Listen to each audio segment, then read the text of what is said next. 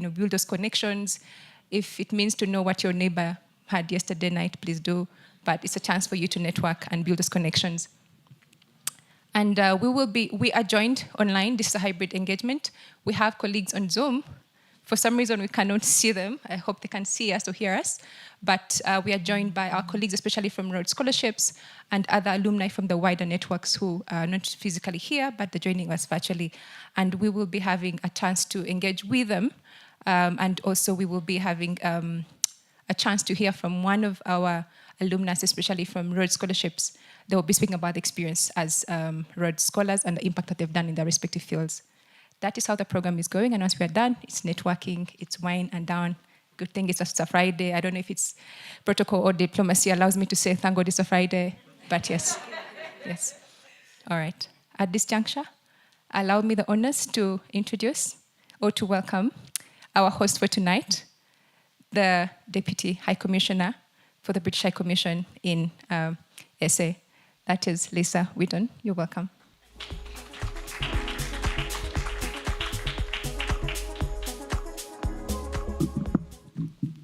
Thanks, Linda. Thanks, Caroline. I was standing next to Linda, that's why I said thanks, Caroline. You'll hear from Linda in a minute. She's great too. It's so lovely to be here. I really genuinely think the events that we do with our scholars are some of the best and most interesting, because you are all such interesting and impressive people who have these incredible stories about what you've been and studied and then what you've come back and done in your country. So it's genuinely a real pleasure to be here and to welcome you all here this evening. I also really love hearing about the strange things you encountered when you were in the UK. So how your real thoughts on fish and chips or the weather or those other eccentricities. So please do come and talk to me about those as well. I always find that very amusing. It's the first time we're doing this kind of event of bringing together, all of these different communities into this one place. And I think that's significant because we are, to use the cliche, greater than the sum of our parts. And all of you together are an incredibly impressive group of people. And I think the way that I see all of you, who've had the opportunity to study in the UK is you are now all in some way ambassadors for us. You are all, although you are not on the payroll, you are all out there hopefully saying positive things about the UK, about the experiences you had, the institutions that you studied at, the people that you met, the experiences you had. And we should be absolutely using that goodwill and that power of the experiences that you've had to be landing our messages here in South Africa, to be talking about the work that we're doing, to be making sure that we're reaching as many future Chevening, Commonwealth and Rhodes Scholars as possible. And the UK supports these scholarships, and we continue to do so, and we have done for many years here in South Africa. I found out as I was reading some briefing for this event that we now have had over 1,000 Chevening scholars from South Africa to the UK. The reason we do this is that because we believe it's genuinely good for South Africa, and you will all know from the interview processes that you went through, you will be asked, what are you going to do when you come back, right? This is not about you staying in the UK and building your careers there. You may decide to do that at a later date, but what we want is for people to go, to have these experiences and to bring those experiences, to bring that knowledge back to your home countries and have an impact. So we believe it's genuinely good for South Africa, but we believe it's genuinely good for the UK as well, because as I say, I hope you've all had positive experiences despite the weather and et cetera, but you will hopefully then act as those ambassadors for us here in South Africa. So I wasn't going to say much more than that. It really is a pleasure to be here with you this evening. Thank you for giving up your Friday evening to be here. That's a lot. As Caroline said, there is plenty of wine and beer, so do take advantage of that. I'm really looking forward to hearing from all of you this evening, and thanks to Vistilo and Caroline for bringing this event together. Thanks very much.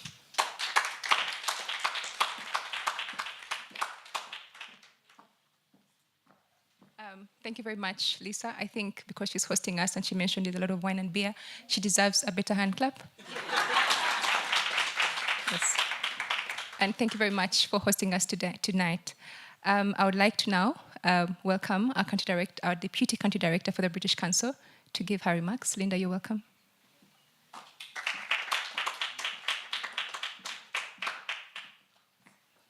Hello.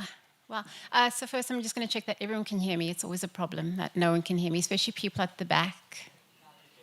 Loud and clear. Oh, brilliant. That's amazing. Good evening, everyone, and good evening to everyone that's online as well, wherever you may be. Thank you so much for everyone for joining us tonight. As Lisa said, you've given up your Friday evening, which is amazing, so thank you for that.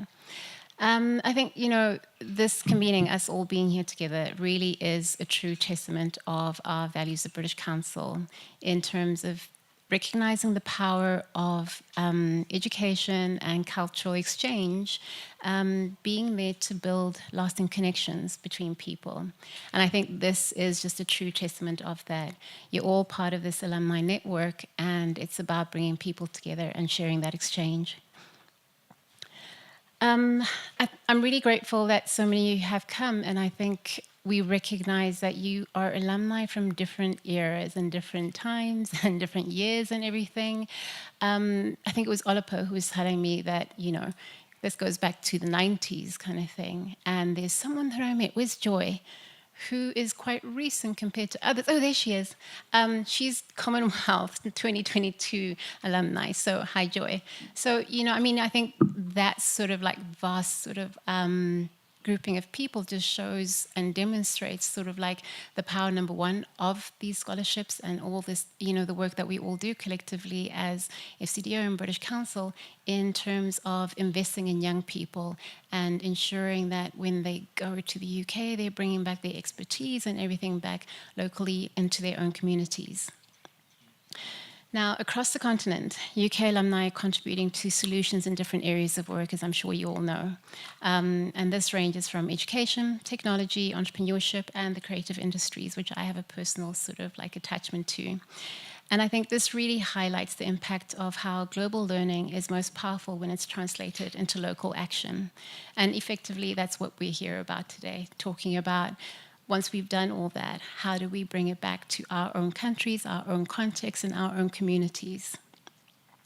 So as you've noticed, our event today is aptly themed Pathways Back to Africa. African earrings. Turning our global experience into local impact. We've all heard the reports and everything that Africa has sort of like, the highest youth population. And what that translates to is effectively, this is our future, this is our workforce, these are people that are going to be building our continent. And as we sit in this gathering and in other gatherings, I think it's really important to recognize that there's so much potential for immense innovation and leadership in this continent. Now, the onus is on us effectively then to continuously strengthen the link between global exposure and local opportunity. And it's something that we were talking about earlier in terms of it's great that we'll send you there, but we also need to make concerted efforts about creating opportunities locally. And this really ensures that international education contributes meaningfully to development, collaboration, and inclusive growth across each of our countries. Now, at the British Council, you would have noticed our banner outside. We are about building connections between the countries that we're in and the UK and, providing opportunities. And programs like this, Commonwealth, which I've just mentioned, and our Global Alumni UK are programs that do exactly that. I'm going to tell you a little bit about both of them, so just bear with me, please, okay? But all this information Olipa has offered to share with you afterwards, okay? The Commonwealth Scholarship Programme is one of UK's most prestigious and long-standing international scholarship initiatives. Turns out that it was established in 1959, and more than 31,000 scholars since then from across the Commonwealth have benefited from the programme. These scholarships aren't just about studying abroad. They develop leaders, support the strengthening of institutions, and build global partnerships that contribute to sustainable development. Our Global Alumni UK programme was only launched in 2022, And the aim of it really is to connect alumni from the UK with each other and provide professional development for those who studied in the UK.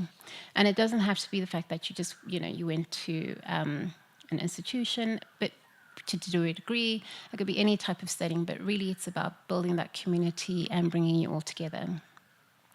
Through this, we're really hoping to nurture increasing numbers of UK's international student alumni, and through events like this, where we effectively bring you together and you have the opportunity to connect with your counterparts, please do so, from your own countries and across international borders, to network, engage, and collaborate on topics related to global development challenges. I think between Lisa and I, we've said collaborate quite a lot of times today, and because it really is about that. We can create opportunities and everything, but for your experiences, for your expertise to be really meaningful, there is something about that collaboration that really needs to happen. And not just between yourselves, but within the communities that you're in, with our governments, with our private sectors, and, but really collaboration becomes very key. Now, collectively, these programs enable us to support talented individuals, such as yourself, to access world-class education and access to opportunities, while also strengthening long-term partnerships between the UK and South Africa. Today, we're graced by all the beneficiaries, well, some of the beneficiaries of these programs. And through our conversations tonight, I hope that we'll each get to learn about your experiences, opportunities that you've had and still looking forward to, and, quite realistically, some of the challenges that come with that. I think we need to be quite honest with ourselves that there are some challenges, and how do we navigate those? And I hope that through this network, through this particular convening, we start unpacking those and start supporting each other in terms of building from there.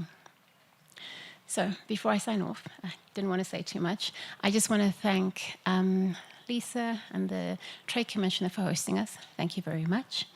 And to everyone who has come, whether you're in person, whether you're online, thank you very much.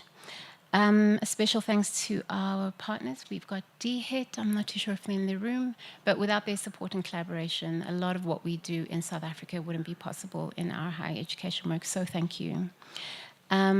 Also really grateful to our colleagues from the Rhodes Scholarships for Southern Africa, as well as the Wendell International for their ongoing contributions to expanding access to transformative educational opportunities and for their partnership in our engagement today.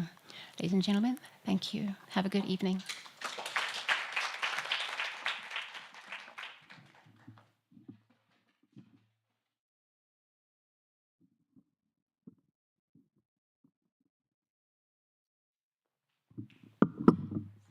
Okay. I need to put this up because I will be like this the whole time. Can you help me this? Okay.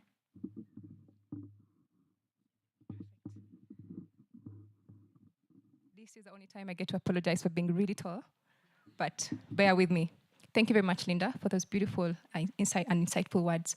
And you mentioned something really crucial about collaborating. We are creating these spaces for you, but the onus is on you to make sure that you are making use of them and collaborating. And today is really about that. Thank you very much, Linda. We should be joined by the Director General for DHET. Whenever they come, we'll give them a chance to give their remarks. But in this time, ladies and gentlemen, we are moving to now a special moment in our program, which is going to be the keynote address.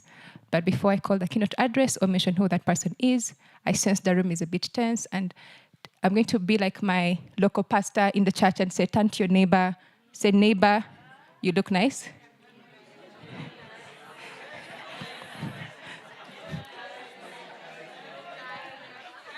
And be rest assured that they are not lying. Okay. And if you don't have a neighbor, please look for one. All right. All right. Thank you very much, ladies and gentlemen. And at this juncture, I'm going to be inviting a special person who is going to be giving a keynote speech. I'm going to try and do justice to her bio, but I know I'm going to fail. She will come and mention more about what she does, because what she does is extremely incredible. Angel Jones, I hope I pronounced the name well, is a global leadership strategist and a passionate advocate for diaspora engagement, whose work focuses on building bridges between Africa and its global communities. Through her work, she continues to champion platforms that enable professionals, scholars, and leaders like yourselves to contribute meaningfully to Africa's development. I told you I want to do justice. I'll stop here and allow her to come and do justice to her bio. Angel Jones, you're welcome.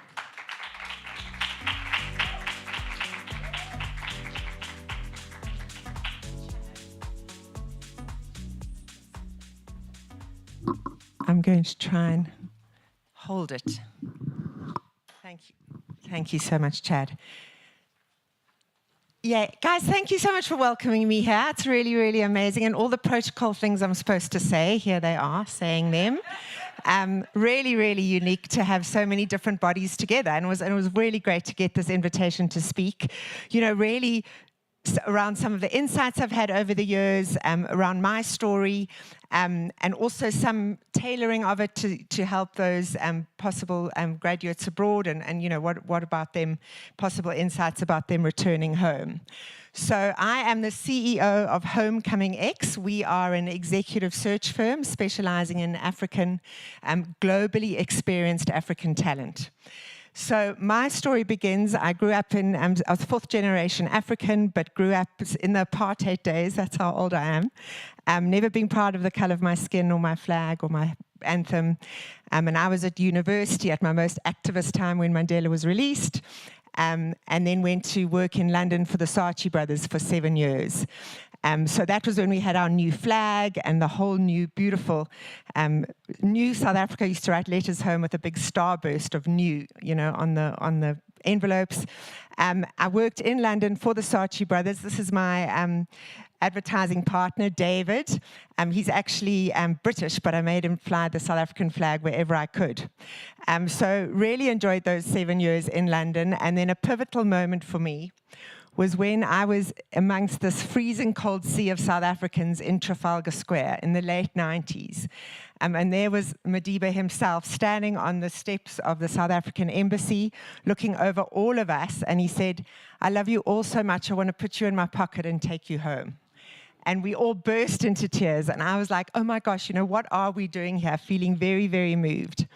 I went back to my desk, and the words, you know, from Madiba himself, the words "Homecoming Revolution," I stuck it as a little post-it note onto my computer, and started noticing so much how people abroad, South Africans abroad, they almost had this perception that if they returned home, it was as if they couldn't really hack it abroad.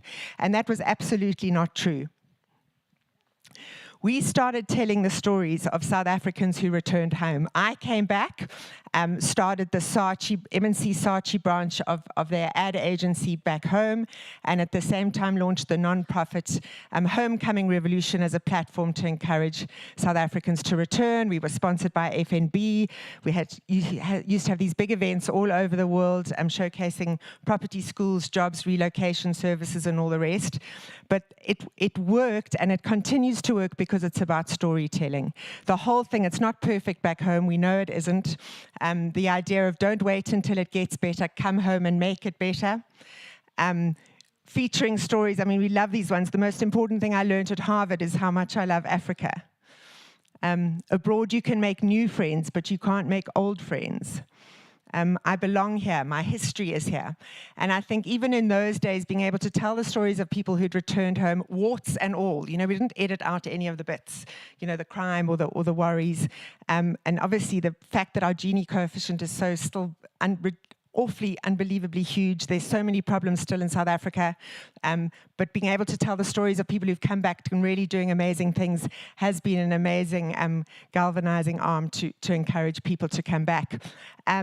Since 10 years in, I sold my ad business and I stepped full-time into Homecoming, and we turned it into an executive search firm, rolled it out across Africa, so helping corporates, whether it's in Nigeria or Kenya, mainly Anglophone Africa, target top Africans abroad to bring them home, but many people who've already returned home we place.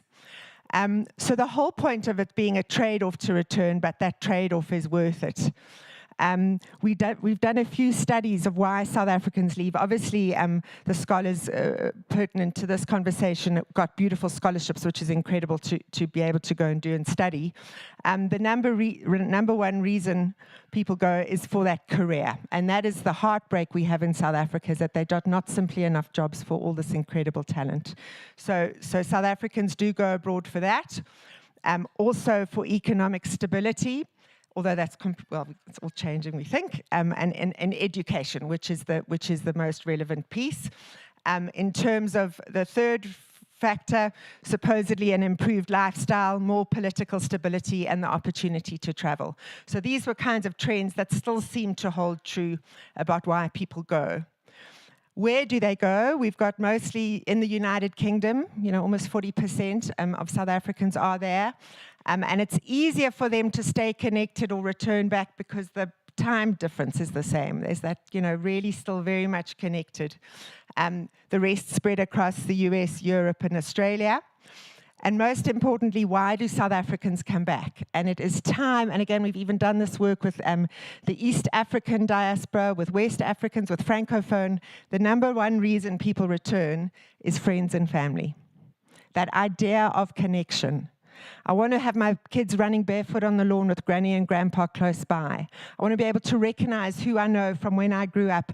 This unbelievable network of community that we have in South Africa is unbelievable. Secondly, people come back for that sense of belonging, for that weather and lifestyle.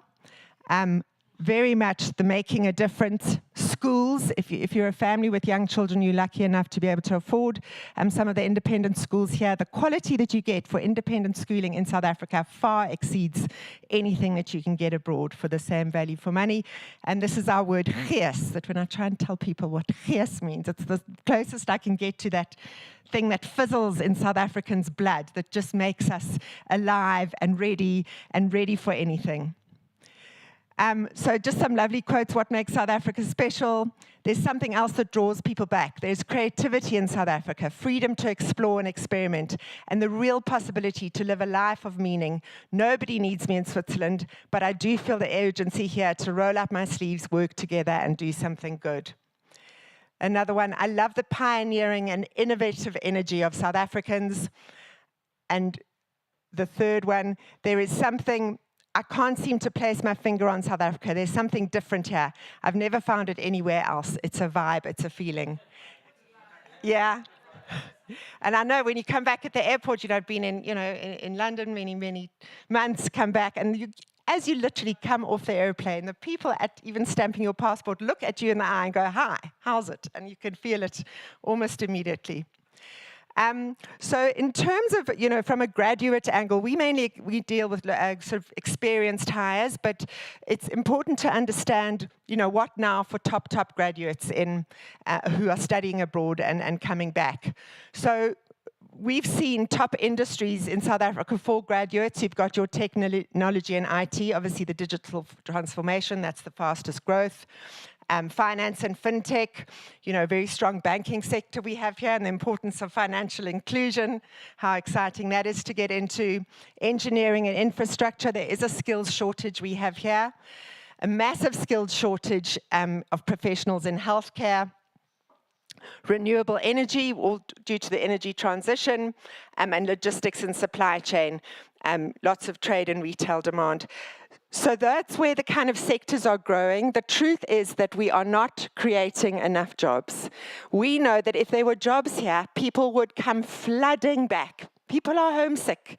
They think the grass is greener on the other side, but actually the grass is greener at home after all. We say it always because we've got more manure at home. So it's far greener here. But I wanted to take just some time, maybe it's a bit of my story and what I've seen in terms of people abroad maybe really thinking, how can I actually make a difference? How can I get home? Like, what are those kinds of tips? And there are a few considerations. The first is what I call personal branding. So from the advertising days, my real name's Angela, but everybody's called me Angel. So I used to shamelessly wear these big wings everywhere I went. And people would come up back in South Africa and go, why the wings? I said, well, my name's Angel. We run an ad agency. We're all about messaging and coming home. So I think certainly, especially here, you can be a little bit crazy. You can be a little bit mad. And the importance of personal branding with your own messaging and what you think about is very, very important for a career. The storytelling, the why, why do I want to be in these roles? Why do I want to do this? Identifying your buzz, what is it that gets you up in the morning? I thought when I left advertising, like somebody going, you're going to leave advertising and go to recruitment. Why? And I thought, actually now the opportunity to meet different people and find out about their roles or their businesses, is the connecting piece is absolutely stunning. So find out what your buzz is. Own some ideas of thought leadership, be very clear on the industry or the platform that you want to own. I always talk about commercial nuggets. So if you're in the elevator and you need to tell somebody why you, it's good to have a percentage or a revenue number or some little percentage, something nugget that you can just give quickly to people to say, yes, you've got the passion and the passion and integrity around it, but also here is the hard proof about what you've done. So it's always good to have 3 or 4 little commercial nuggets up your sleeve, and making LinkedIn your bestie. We absolutely undermine how powerful LinkedIn is. Incredible place to network, to get your thought leadership out there, to be seen, to be visible. It's a wonderful tool that it now exists. Second consideration, what's the why? How do you do business in Africa? Relationships, relationships, relationships. Cannot stress it enough. Our whole mantra now is hashtag Heart Africa. It's all about, has got enough other creative points on it, and it's not just the technical pieces. The third consideration, which is very exciting, is our A3 age, which is age of work, which is anywhere. That's a big one. We are such friendly people. We are so good at customer support and chatting and making everybody feel good. Digital marketing and e-commerce being very high up there, and design and UX. So I think the only way I can come home is by having a physical full-time job here is not the only way. You can come home and still earn money by working for people abroad. And South Africans are, so whether it's South African graduates or whoever, South Africans, we are very hard workers. We are diligent, we are punctual, we are very ambitious. There's very strong English that we have, which is huge advantage. Obviously, the European time zone is very, very useful, especially for that track between the UK and South Africa, and very, very good education quality. So we are seen very much as great, great assets to employ. Obviously, the labor cost as well. I mean, paying a South African, the market-related salary theoretically is a good 30 to 40% saving for global employers. So there are a few little platforms that talk about the different remote roles. There's DNA, there's LinkedIn, Remote OK, we work remotely. Always worth checking out to see, have I made sure that I've ticked every single box in my search for an actual role in South Africa. Consideration 5, I think, is this thing of mutate and create. Deloitte have been talking about the end of jobs, the actual thing that this is a job, this is your spec, and this is where you sit in it. They found that when people are unboxed from their jobs, they're able to utilize their capabilities way more. So the thought going forward, it's not kind of only looking at what you've done, it's almost like role auditions, knowing that qualifications aren't everything, and it's the importance of transferable skills, the hunger to learn, the creativity, the empathy, all of those pieces, which now can make you so much more useful across different roles, as it were, within a business. We know that with artificial intelligence, it's going crazy, so we have to be more human. So significant soft skills leadership gap across all industries is creativity, collaboration, empathy, and adaptability. And I really do think South Africans do have this more than most people. Really, I think we are some of the most human people on the planet. So this is some of our ads. We just talk about, rare talent. If they're out there, we'll find them. We'll help employers, find these kind of mutated, rare, unique professionals. Because part of that mutate piece is that it's never going to end. It's vital, vital to plan for unpredictability. And I love this. This is from John Sinai. He spoke at Singularity last year. We all know about IQ. In the beginning, it was all about IQ, if you're ready for a role or not. Obviously, then the EQ has come in, and that's been around, 10, 15 years is an important part. What is so crucial now is the AQ. What do you think AQ stands for? Adaptability quotient. So this is what is going to make you future-proof in your career. That you know it's always going to change. You're not like, okay, well, now I've changed, now I'm sitting. It's like, I'm expecting, I can adapt at every point that I go. So we know always, you might have your plan that looks like this. In reality, we know that's very, very unpredictable, and you end up probably in a way different place that you thought. But to prepare and know that the chaos is coming makes you even more resilient. I mean, I love this thought of the chaos. I think when I lived in London, I was a little bit happy and a little bit sad, and it was kind of a good life. When I came home, I was very, very happy, and I was very, very sad. And it was this big, huge heartbeat of a life, a very, very much bigger life.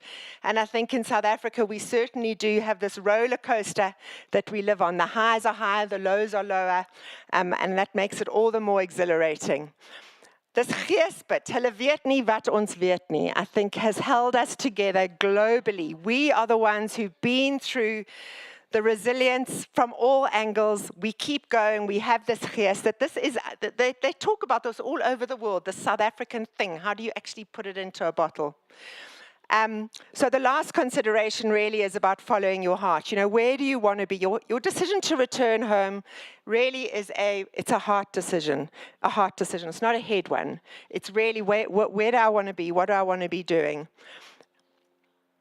So the question is, not going, well, they say now in schools, not what do you want to be when you grow up, but what problem do you actually want to solve? And that is where specifically here, with all our different wonderful challenges, the beautiful stuff you've learned abroad, the beautiful connections you've made abroad can really be used back home.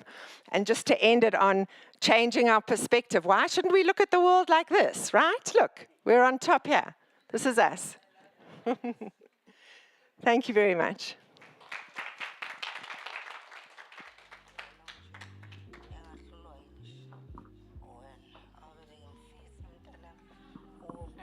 Thank you very much, Angel, for such a powerful and thought-provoking keynote.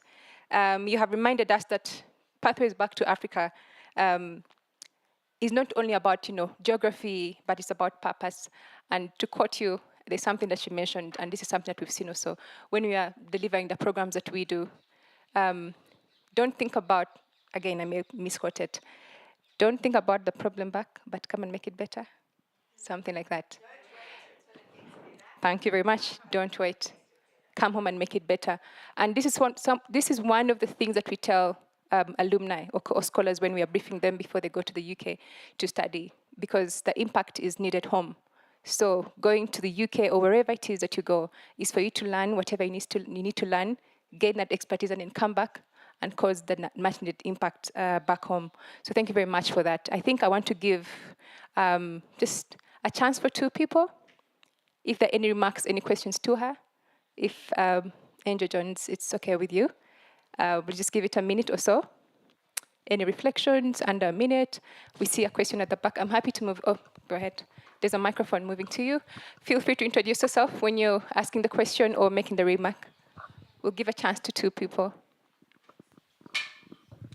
Hey, you can hear me? Yeah, thanks everyone. My name is Letue Nama. I'm a medical doctor. I'm from Bergville in KZN, and I'm a recent Chevening scholar. I just completed my master's in public health. Thank you. Thank you so much for sharing. I think your presentation brought up a lot of thoughts and a lot of conversations that we may have been having with some of the alumni here. And I guess my dissonance or discomfort with where I am personally and, what you're sharing now is, when I went into medicine, I never thought that I'd be a medical doctor who's currently unemployed in South Africa. It doesn't make any sense. When I tell people that, oh yes, I am a doctor and I did go and study in London. I was at the London School of Hygiene and Tropical Medicine, #2 in the world in public health. Yet here I am, unemployed. and understand how we need to look, think out the box. One of the things that you mentioned on your presentation is how we have a skills shortage when it comes to healthcare. And I know these are systems problems, but just maybe your perspective on, what this means. What do we do as graduates, especially as people who want to come back and make an impact and recognize the problems that we have in our system? Thanks. It's just completely crazy that we're desperate for healthcare workers. We've got them, but they're not. Where the roles? And I think, as we know, it's a massive system issue. We do know specifically with the different departments of health and all the red tape that it's a crying shame. And I think number one, to make sure that your story and other stories, you keep talking about them. I mean, if this is something that's passionate for you, that is a possible platform to keep owning, talking about that on LinkedIn or wherever it is to really, really make a difference. Saying, obviously, look at the possibility. Is there any way you could do remote from here? I don't know, is it always only hands-on? Is there diagnostics or whatever it is you can do from abroad? But I think if you feeling this passion of why the hell is it like this, then that maybe is your little spark to go, actually got to take the flag and start talking about it more and seeing what groundswell you can have, and not think that it's now, we just have to just suck it up, because we must be clever enough to figure this out.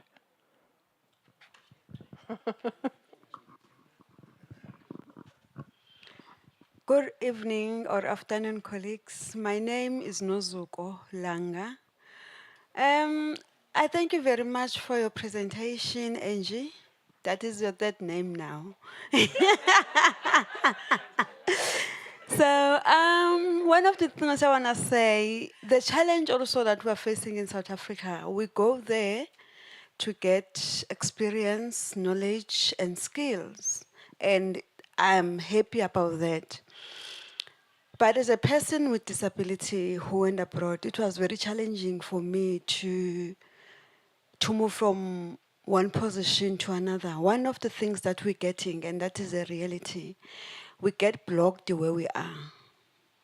And they tell you that you think that you're better, and they can't give you positions. And we end up leaving the organizations that we would love to transfer the skills at. And for myself, I found myself in higher education, like being an academic, focusing on research, supporting students with disabilities. What I liked so much about me when I was in the UK was the support that I got from the University of Aberystwyth.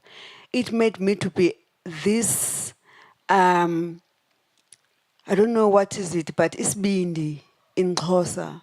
I don't know, to be bold, yes. So, and I'm happy that the institution that I'm working for currently is allowing me, is giving me that space, and in such that I make a huge impact, and of which now, since I moved from the previous organization, that allowed me to go and start abroad. I'm happy that the people that who didn't even know me, they can see the potential in me. And I think that is one of the things that when we come back, we need to be prepared while we are there in the UK of the challenges that we are going to face. And also because some of us, I fell into depression when I came back. So I was so depressed because I would be told on my face that you won't be above this, you won't go beyond this ceiling. And that was painful. And I'm currently happy that I managed to further my studies again in South Africa. And maybe I will invite you for my graduation once it's confirmed. Congratulations, what a lovely story. Maybe I can just add, I think, the attitude of going, there are lots of problems back home. If that could even switch and go, well, that's a challenge. So globally, how was my disability really well catered for? Can I take that thinking and bring it back? Is it in a kind of commercial entrepreneurial venture of, whatever it is, the apparatus? Is it some non-profit dream I might have to channel it in to show where it's working? And I think if there could be a little switch going, they're not problems, they're challenges, they're opportunities to actually get in and fix because the need is there, then it could hopefully, we all try our best, don't we? But congratulations. I'd love to come to your graduation.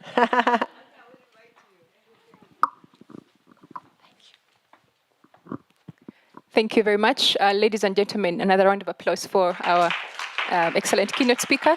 Thank you very much, Angel Jones, for sharing of your breadth of knowledge and expertise. And I hope that was an insightful discussion with the team. We are just going to stretch a little bit and go have a group picture. We are wary of the lighting, etc.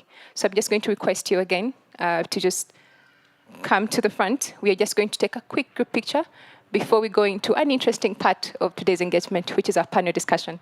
Ladies and gentlemen, please, as you move, again, say hello to your neighbor. Neighbor, you look nice. Yes.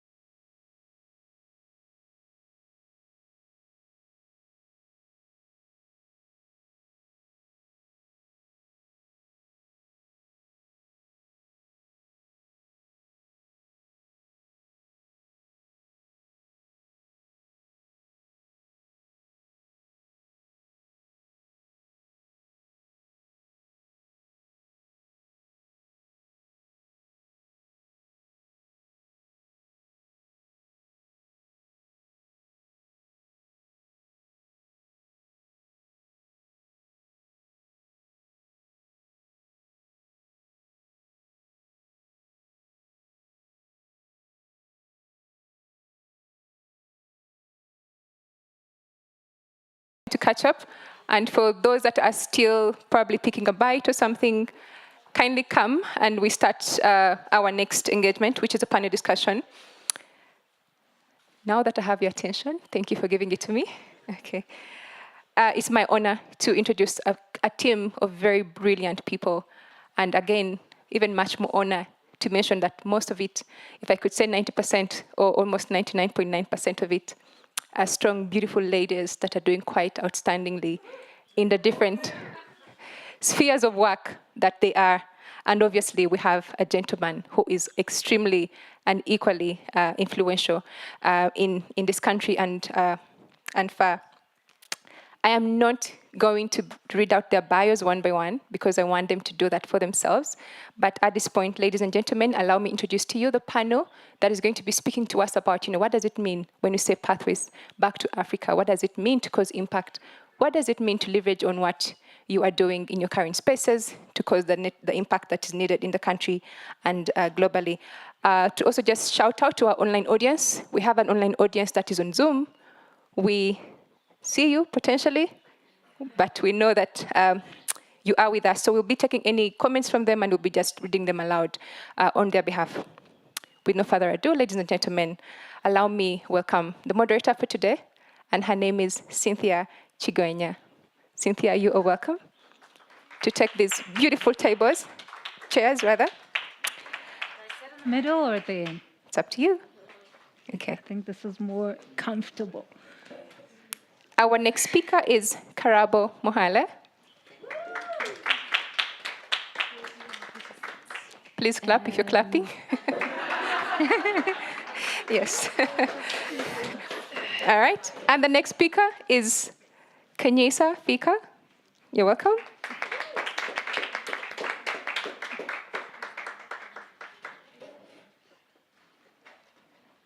The pause is intended. Thank you. Our next speaker is Matthew Magova. And finally, the beautiful Cynthia. My apologies, Cynthia, for mentioning you again. Beautiful. I've been struggling with this name, but I'm going to try. Sib Hale. I'll be fine. I have failed at the last minute. Thank you very much. So I'm going to be handing over to you, Cynthia, and they're going to be talking to us about their respective experiences, and we'll be having a Q&A at the end, so feel free to interject them at the end. Okay. Over to you, Tim.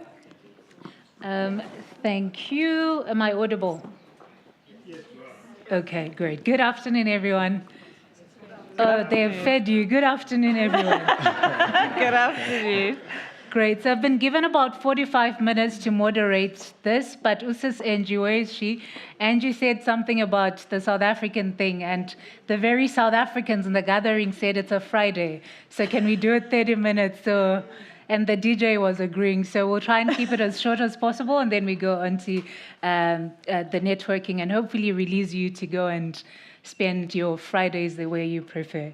So with that, ladies and gentlemen, my name is Cynthia Chigwenya. I served as the African Union's Youth Ambassador for Southern Africa. I currently consult with the Club of Rome, and I will be your moderator for this evening. And before we start, we're going to start off with, I'm tempted to go to Karabo because I know her on a personal level, but she doesn't have a microphone. So can we get somebody to assist us with that, please? Thank you. And before we get into the questions that hopefully Caroline and the British Council want me to ask you, why did you come back? Why did you come back home? But not only that, you came back to work with the NYDA, which is a government-affiliated organization institute. And when we were listening to the interventions by the respondents, they said, the system doesn't work. You came back to join the system. Why did you come back, and why the system? Yeah. Hey, I mean, being a government employee almost seems like a trap, because I've got a very difficult question to answer around systematic failures and some of the bottlenecks that we have in government.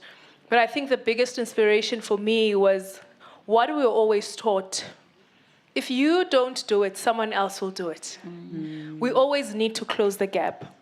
And more often than not, we find that the most bravest and the most confident are the people who are least capable of doing the job at hand. And those of us who are most qualified, sometimes we don't want to put ourselves out there. Sometimes we don't even want to contest to be members of parliament. We don't want to contest to be legislators. We don't want to contest to be regulators. We'd want to sit at the back and perhaps do something that is a bit safer. But unfortunately, if we don't step up with the qualifications that we have, with the capabilities that we have, you're going to relegate building this country to other people. And most of the time, and I'm saying this with all of the statistics that are there, we see what is happening in our municipalities. We see what is happening in some of our SOEs. We see what's happening in government holistically.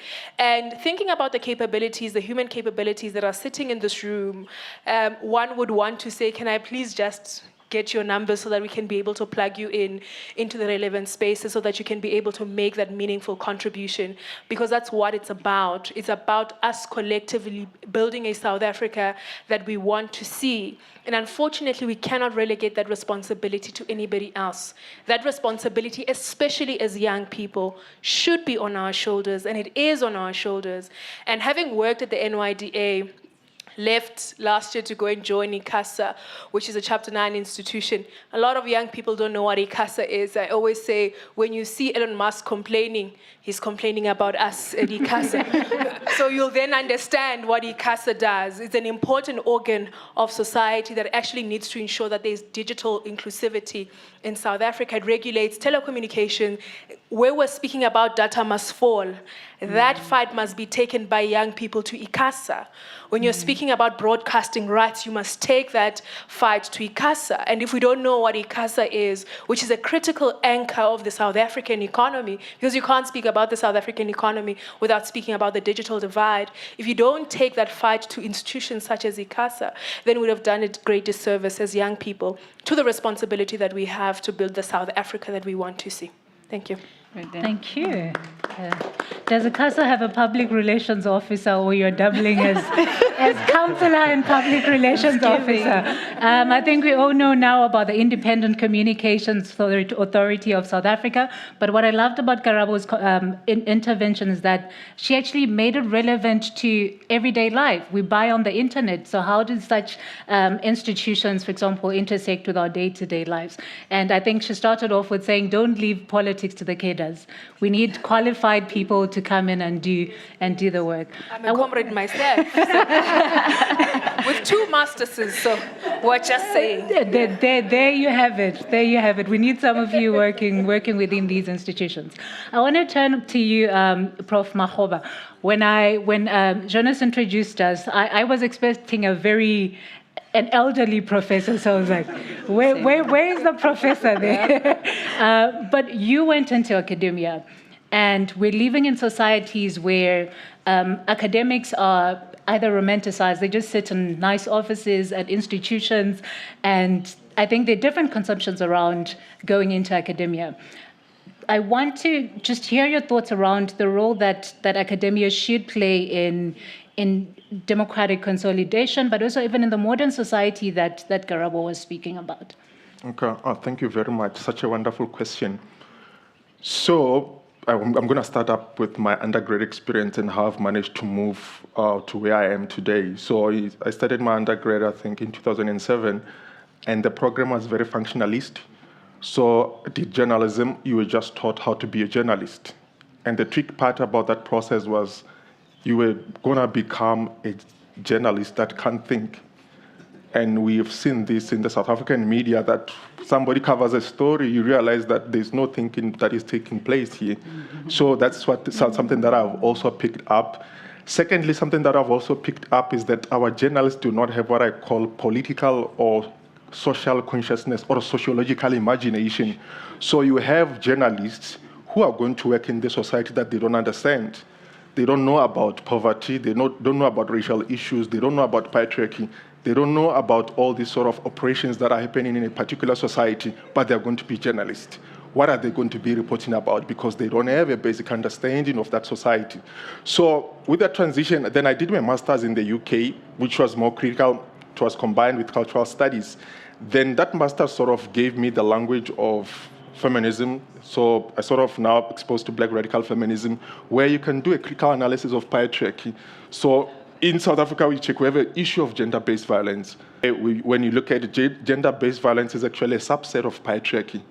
But the language that is in our media courses is not there. Gender-based violence is something that actually doesn't have agency. It's something that comes from the sky. It happens in society, maybe by dark forces rather than a product or a direct product of patriarchy.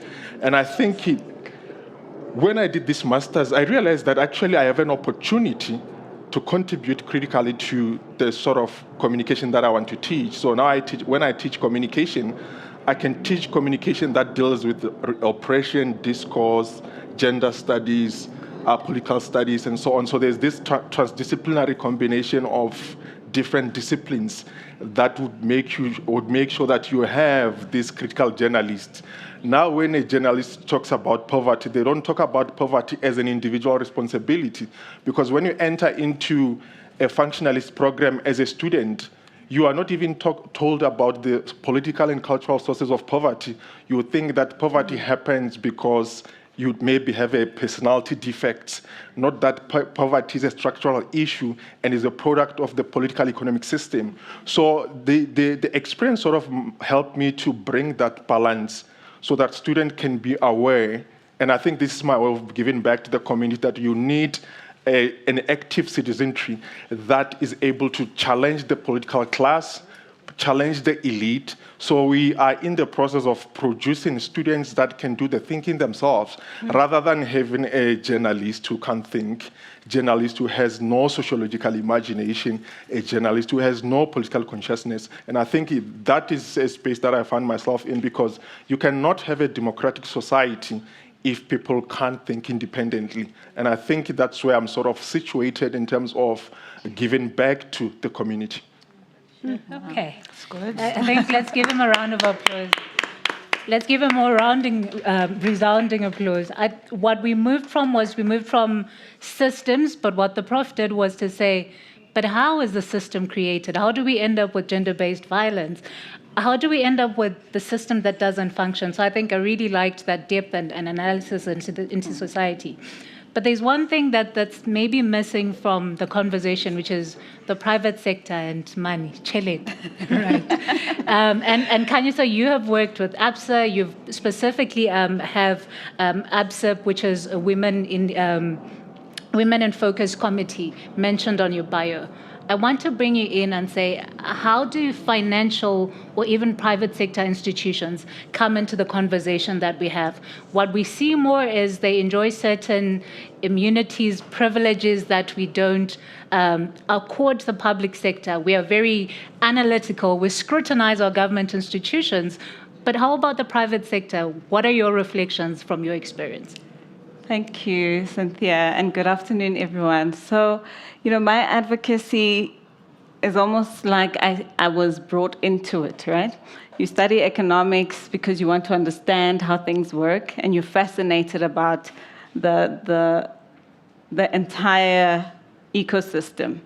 But it was really a young person who came to me, started a new job, and they said, Kanyisa, I'm starting this new job, but no one has ever taught me about money. I don't know how to invest. I don't know how to save. I actually have no idea where to start. And we live in an economy that has the most sophisticated financial system, yet we don't know anything about it. You look at our economic growth, you look at our financial markets, and it's almost like two disconnects, right? Because the financial market is doing so well, but our economic structures are, performing poorly. And part of my advocacy is really about financial literacy, obviously to advance financial inclusion, but also financial independence, particularly for women. So at ABSA, Women in Focus, that was one of the challenges, because we would see that finance drives the economy, and we have few women at the helm. Few women are executives, and even if they do become executives, they don't have longevity for it, they don't stay. The system does not accommodate the kind of care responsibilities that women actually endure. So my advocacy is really on that. So how do you educate women about finances, understanding that culturally, gender norms, in fact, make them have fluctuating career progression. They will have situations in their career where, because of childcare, adult care, because yes, in families, usually if someone is sick, it's the woman who will take care of them.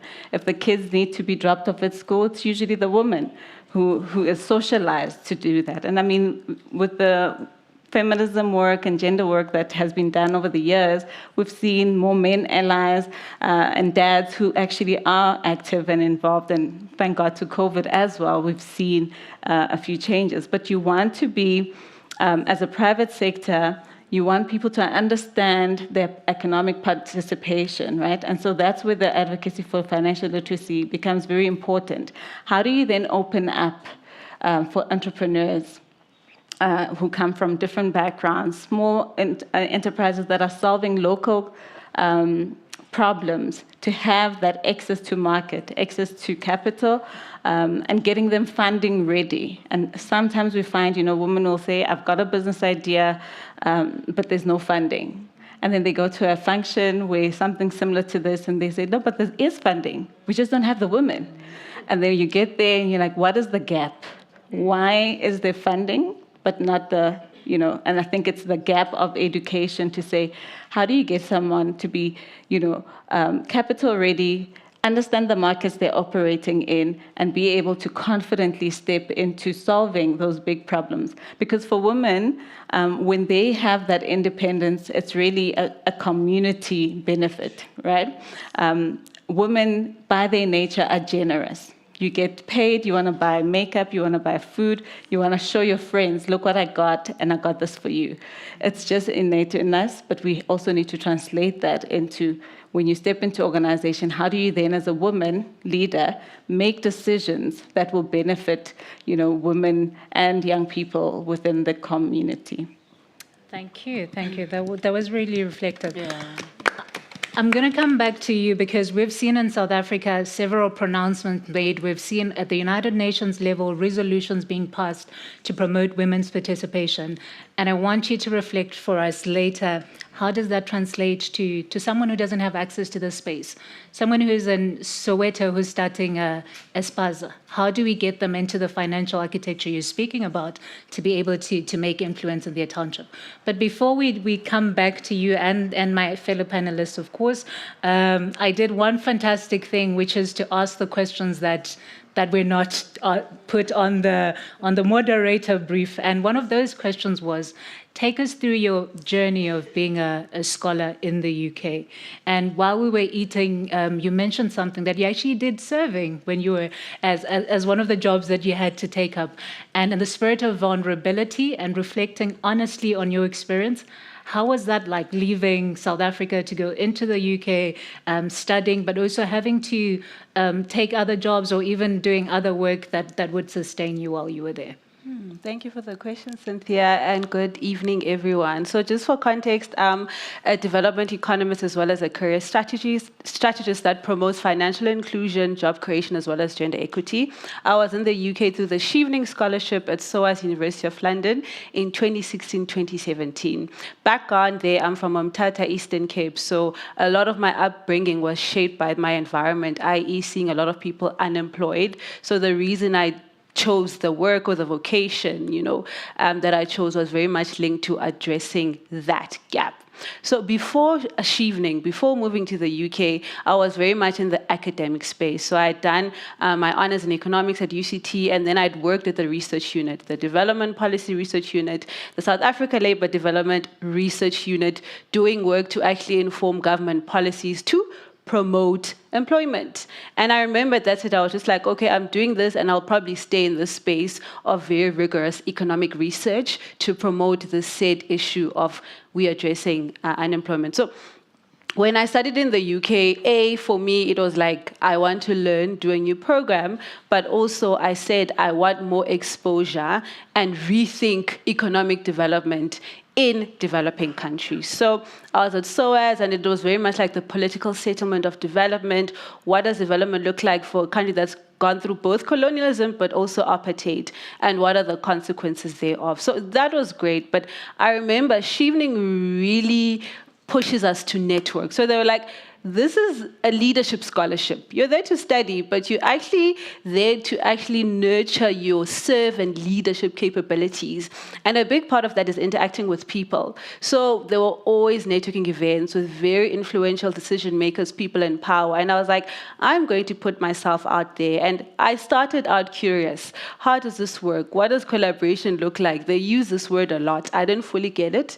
But being in the UK was an opportunity for me to do that. And I'll be honest, I did spend, time studying, but I'll be honest, most of my time I just spent networking and traveling, I'm not gonna lie. So even with the part-time work as service staff was to make more money so I could actually travel and expose myself to the world. Yeah. And I think being in the UK taught me that the world is so much bigger than what I thought it was, even in terms of solving problems. I was like, cool, it's great to be able to do very econometrically rigorous work, but so what?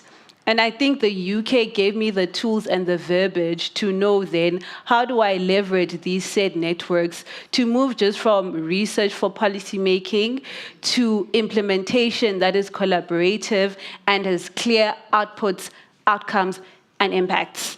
And I'll be honest, when I did come home, I had a hard time, and I think someone mentioned that they came home and they were depressed. I spent about 18 months looking for work because it was like I was either too qualified or they didn't know where to place me in the South African labor market. And then what then that challenged me to do was, Sibahla, you actually need to create your own work. Mm-hmm. So I actually started contracting independently. I would just go to various companies and say, these are my skills. I'm good at client engagement. I'm really smart. I do great data analysis.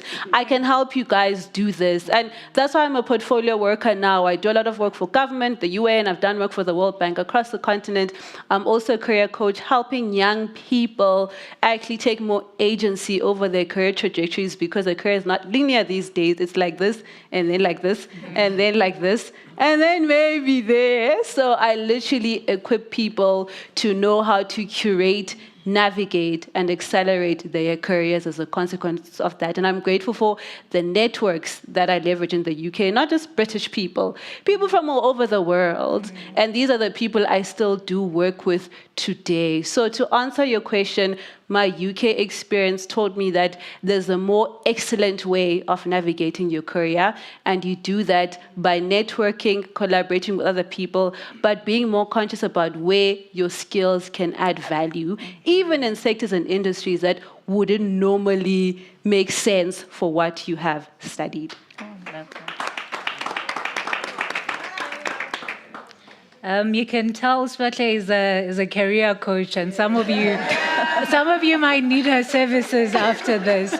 But as you were speaking, I remember there's an African proverb that says, "He who does not leave their village will live the rest of their life thinking their mother is the best cook."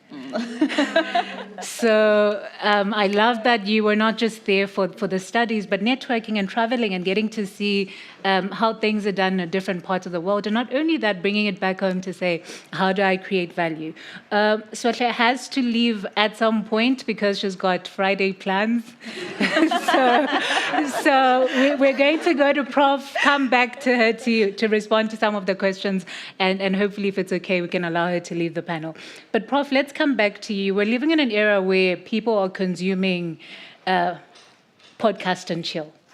And we're consuming things via the internet. We're having 3 minutes, very succinct analysis of international affairs, of politics, of democracy. My question is, as an academic and political commentator, how do you see returning scholars and global alumni networks in strengthening research and public debate, the quality of the intellectuals we have? How can we shift that to make it meaningful, to make it evidence-based and informed by research? Quite a difficult question again. I don't know if you want me to do a brief reflection on podcast and chill, or should I ignore? So it's a difficult one. I actually don't want to mention the podcast and chill specifically, but I have reservations about all these mushrooming podcasts in South Africa. Because if you check most of them, some of them are just driven by simple thinking, number one. Number two, some of them are just a perpetuation of misogyny and sexism, something that has been normalized. And the sort of this podcast actually allow a lot of men to consume the things that they would want to say publicly, but they don't have capacity because they're afraid to be cancelled. So those sort of spaces, when they consume such content, it's sort of a therapy for them, because they know that this is something that I agree, actually, but I can't say it, but someone is saying it on my behalf. That's why you see this all followership. It's quite very common that, especially male privilege functions in that anything that we see that projects the male gaze, it actually attracts other men, especially who would not want to say that in public, but they will definitely consume. So actually we have the death of scholarship generally. And I want to separate two things. We have intellectuals and scholars. And the difference between an intellectual and a scholar. An intellectual, especially, I'll focus on public administration, maybe political science. So, I mean, academics in that space are just people who just do work on government or any social and political issue. Let's give, for example, social policy. A government will come up with a policy program. An academic will simply take the policy, agree with it, go do research. Then tell us that the policy is not working. Maybe we need to improve 1, 2, 3. So an intellectual will sort of look at the policy and firstly ask this question: was this policy supposed to work? What is the political context of this policy? So if you just oppose these two things, that sometimes we mistake academics for intellectuals, and then you have this sort of new media that is contributing to the already shrink social imagination, that now you're exposed to a social analysis that is only for 3 minutes. You're supposed to make up an opinion based on a video that is only for 3 minutes. So we actually have a crisis of thought, or what I term a culture of thoughtlessness, where people collectively are afraid to think about social issues. And unfortunately, this is an expansion of capitalism. In all capitalist society, one way to control the people is to exhaust the memory. That when you produce people that don't engage in critical thinking, now they are easy to control. Because the moment somebody starts asking difficult questions about any social issue, the common discourse that emerges is that of prosperity gospel, you are negative. Because capitalism has actually finished the memory, there's no capacity to reflect, there's no capacity to think deeply about issues. And I think this is one painful way, because now, today we're in a seminar, we're talking about the continuous destruction of the social sciences, that we have an expansion of artificial intelligence, and there's a push to have a knowledge development centered around the STEMs. But who is doing the critical and political analysis of the consequences of the STEMs? Because not everything that we consume in society is supposed to serve the development of the human. Sometimes it's simply based on the destruction of society. And that discourse is gradually going away. Sure. Wow. I was hearing a lot of yo. Those who want to learn more, maybe it's time to go back and enroll at the University of Limpopo and attend Prof's classes. But let's come back to you, Sparkly. I want to ask you, as a development economist and strategist, what strategies do you help in terms of inspiring leadership and emerging and informing emerging leaders to leverage global power for local impact? Love that question. So for more context, because I think context is key. So on one ambit, I do the consulting work. So I provide technical support for both government and also international organizations in Africa to advance employment, particularly for young people. Then I'm also a career coach. So I actually do the one-to-one working with people to actually leverage their career trajectories. Why? Because as an economist, I believe that any policy, anything that we do needs to have people in mind. For me, economics, yes, it's the models, but it's the people in mind that I really care about. So I'll make an example now. So currently, I'm doing work with the United Nations International Children's Emergency Fund. And what we're trying to do is navigate the existing pathways for young people to gain employment. And now it's the new sectors. And I think our keynote speaker talked about this digital, this green jobs, agriculture and agribusiness is also growing. And then there's also cybersecurity, because geopolitically we are where we are. So we need to be more mindful. So a lot of this work has existed a lot with, like, for instance, here in South Africa, the Presidential Youth Employment Initiative. But the question is, are we actually leveraging private sector to come to party? Reason being, if we have more young people who don't have jobs, that means they're not going to consume or buy from these existing private sector firms. So there's a conversation about what will actually happen if we actually have no consumers, no taxpayers, because they actually just do not have jobs. So part of the conversation is then, how do we, with the existing institutions, grease the wheels by promoting, like we said, more collaboration? And with the work with UNICEF now, it's literally to do that. So I've been working, basically, I think I've had so the plan has been to engage with 5,000 stakeholders and young people, i.e. who are in the arena for promoting employment, but also the young people themselves who are actually looking for work to find these pathways. So when you talk about international and local, my answer is still talking at a human level and at a people level to understand what the barriers are, what the issues are, and where we come to party to collaborate. Then in my career coaching, I found that a lot of my clients, even those who are employed, actually are not showing up as the highest version of themselves. What do I mean by that? They just have the job, they go from promotion to promotion, but they're actually not thinking about how they can add more value, but also get more out of their career, i.e. more visibility, more leadership, more opportunities to do more than what's just in the job description.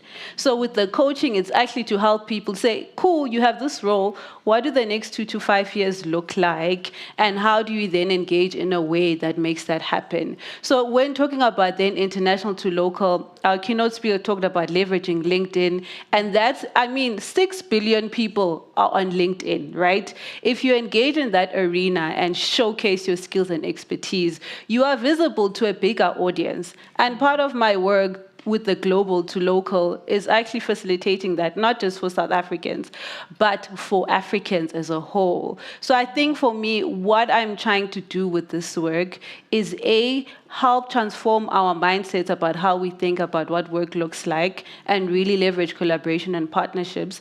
But I think the bigger thing for me has been actually helping South Africans and Africans believe that they can, because I think there's almost a limiting belief. It can be our history or based on what we've seen. And Prof, you've mentioned that sometimes a lot of memories or ways of doing have been erased. So we only function from what we see or have experienced amongst ourselves. And I think part of the work, change-making work that I do, is to remind people the possibilities that exist in this world of work and impact and change making. So I'll answer this question. And final one is, the reason I'm leaving is because I'm doing an executive diploma in the art of diplomacy with the European Academy of Diplomacy. It's based in Warsaw, Poland, but we have hybrid sessions where there's online classes, and also I go to Warsaw every now and then for in-person sessions. So we have class starting at 7 p.m. That's why I need to take my leave. But I think one of the things with the local international is that I've realized in my career that I really need to leverage the opportunities that come from diplomacy, because so much is happening in the world. Europe now is thinking about how do we deepen our security. They're looking about what resources will they need to raise their defense, defense tools. And South Africa has all the mineral resources to support that. So I think for me, the next frontier is diplomacy, diplomacy, diplomacy. Thank you so much, everyone, for your time. I'm so happy to share this panel with you guys. I'm so grateful. Thank you so much. Please give a round of, do you need to take a leave? Please give a round of applause as you're so good. Okay. Thank you. I don't know if it's my... Okay. Yeah, I think I need to all right. Siva has... Thank you so much again. Another round of applause as she takes over. Thank you. Great. We'll just do one question to Karabo and then move back to Ukanyisa. Open it up for maybe 1 or 2 questions and then we're done. with the panel discussion. Karabo, I want to remind you of something that you said at the previous Commonwealth meeting that was held in Hyde Park. You said struggle should not be a point of contestation, but it should be of reflection. In other words, entitlement to apartheid or democracy, or we've struggled, so the current generation should struggle, shouldn't actually be a conversation.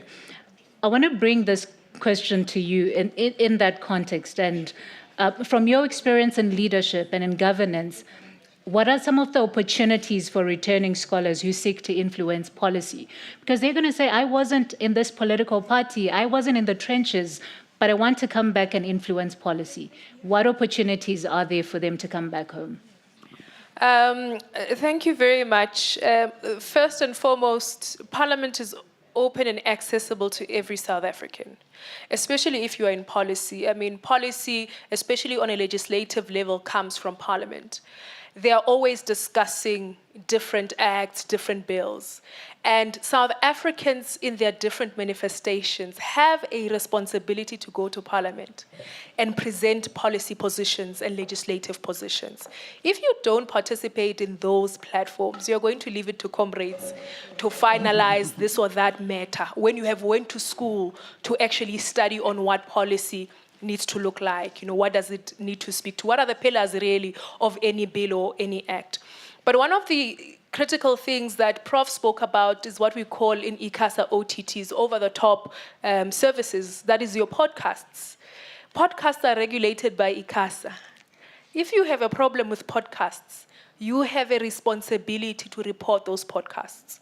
We cannot rest on our laurels and say, and I'm just mentioning Podcast and Chill because I'm not really much of a fan of podcasts. I don't know any other podcasts. We cannot rest on our laurels and say, Podcast and Chill is a platform for misogyny to exist and for it to manifest. And we're sitting there and clapping hands. When we're seeing things that are going awfully wrong in South Africa and in our different communities, we have a moral obligation to rise up and defend ourselves. It's not really about the person in question that they're discussing, but really it's about your own human intuition. You need to be able to stand guard and actually speak about those things. And I think the opportunities, especially for those that are in policy, if there's anything, there is a great opportunity for those in policy. You go to Parliament, we watch you on TV, you go there and you tell us what you think about this particular bill and this particular act. You actually even have a responsibility and an opportunity to sponsor legislative reform. So if you feel, Chapter 2 of the Constitution, the Bill of Rights, is too broad because it says South Africa belongs to those who live in it, you have a responsibility to go to the Portfolio Committee and say, I have done research. The reason why the Bill of Rights is as problematic as it is because of 1, 2, 3, 4, 5.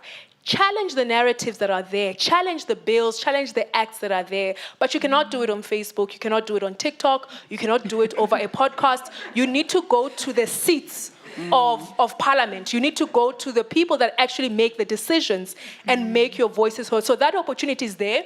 It's free. The process is easy. I mean, if you want to do it, we can get you into those. But it's easy. It's an accessible process. Whether you do it online or you go to Parliament, even better.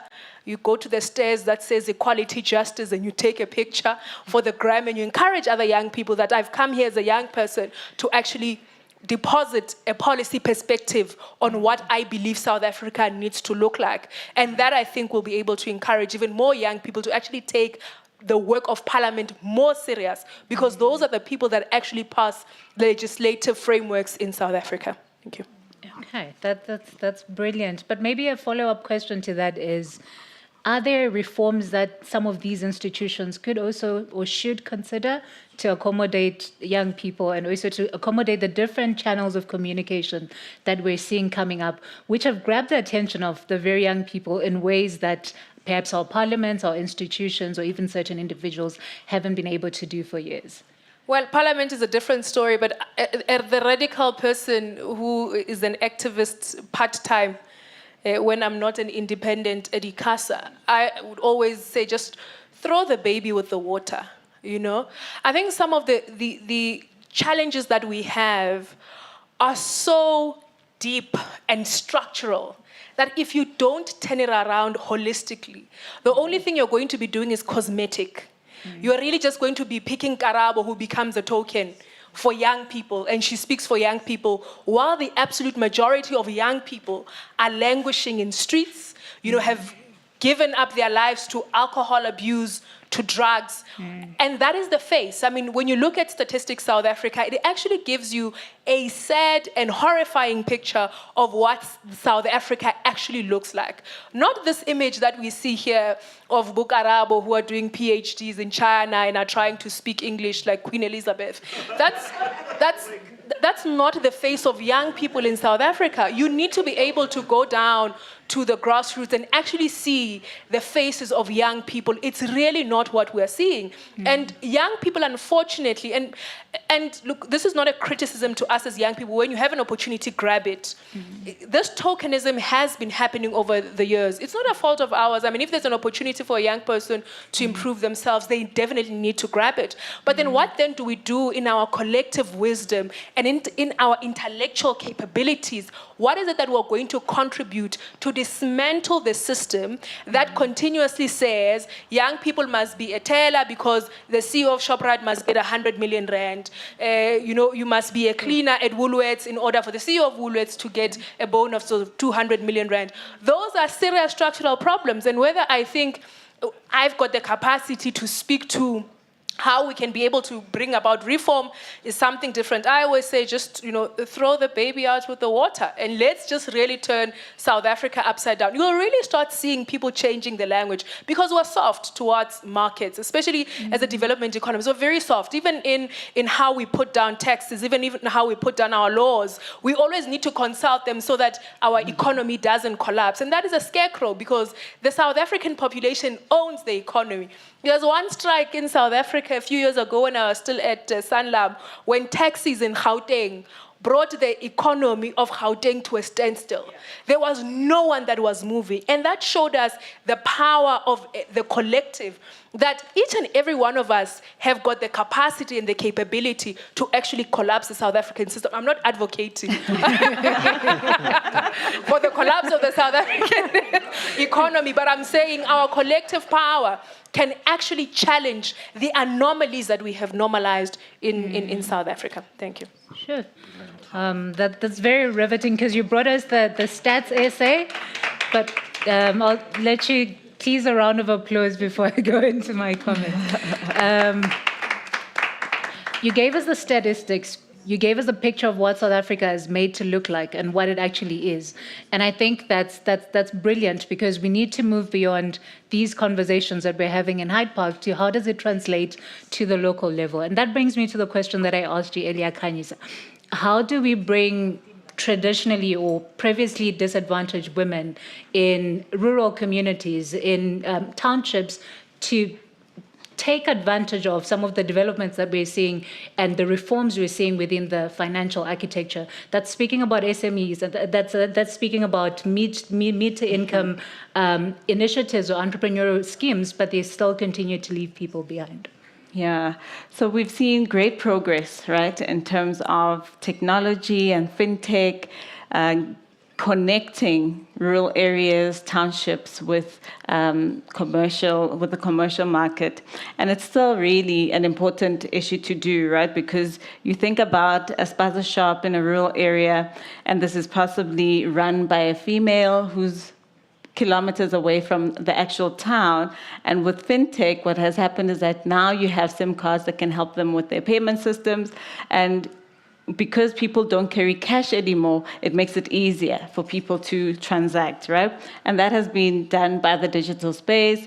And maybe for traditional banks, that's almost like a scary thought because you have to think about how payments are going to change. If we're going to be using WhatsApp or any other kind of app that people will use for payment system, why would we need a traditional bank to do that, right? So you have to think about where people are. And maybe that's why I went into pageantry, because you think about financial inclusion, you think about financial literacy, and women have a different way of engaging with information, right? And there's women who are aspirational, and people are moving way beyond just knowledge gathering or acquiring knowledge. They want wisdom.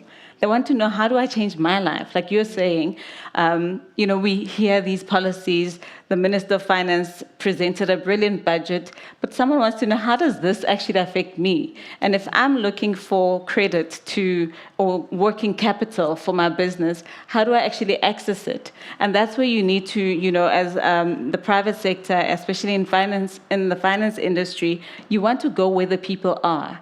And advocacy is no longer about, being only in the academic space or only in maybe just parliament, but you need to go where the information is needed so that you can actually see the people who are consuming or who are impacted by the decisions that are made by executives. And with such inequality in our country, you want to make it accessible, right?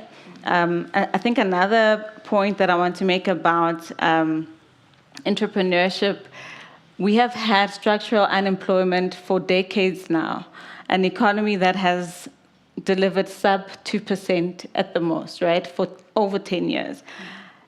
The mindset shift that is required of South Africans to not rely on government or the private sector to solve their problems is more imperative, I think, now, because people need to understand, what skill do I have? And that's what women are like, right? When women start businesses, they're usually solving their survival problem. And that's why maybe then the challenge is, then how do you commercialize, how do you access, how do you scale, right? But the whole point is, people need to know what they're skilled at, educate themselves on that, and then be able to start negotiating that skill, that value, and saying, private sector, I have this problem that I can solve, and this is the solution, fund me for this. And there's ways to do it. There's these platforms that are available in connecting people to access to finance, access to market, but it also requires leadership and mentorship. Women generally don't negotiate in business the same way as men do, even in their careers, right? And that's probably a way we are brought up, because, as a woman, you're told, be modest, even if you're brilliant, you're brilliant, but don't tell everyone. If you come from the rural areas or the township, but no lawyer. So stay away from witchcraft and all that. Don't expose yourself at all. But networking is really about that. And if you have quality people around you, you're able to actually express what you're offering. You're able to tell what your problem is, and people will connect you to the organizations that are able to help you solve that problem, or fund you, or give you the working capital to solve that problem. So you want to get to a point where, with the education, the literacy that we're providing, especially to women and young people, is that be confident in your offering. Know that, yes, it's a challenge, because there are more than 23 million people who are unemployed, and there's very few concentrated, but we do need to increase our tax base. We can't rely on just that 6 million people that are carrying the economy. And if you need to know, when you look at our statistics, women have the highest education, so you're well educated. What I hear from the women forums that I champion is that, Kanyisa, we are done. We've been over-mentored, over-coached. We need capital. We just want capital so that we can start solving real problems. And that's where we need to get to. And I think, there's much work still being done. And I think we had a successful G20 that showed that women's voices were heard, because that was also part of the plenary that was shared by the president. But also commercializing women's research, right? That is so important, because you go through the research, and it shouldn't just be, a noted somewhere in a university library. We need to see the businesses, because women solve real problems because they are connected to communities, and that's what we champion. Thank you, and thank you. I just want to find out from the moderator, program director, that is, can we have a few minutes for a Q&A, or our time is fast spent?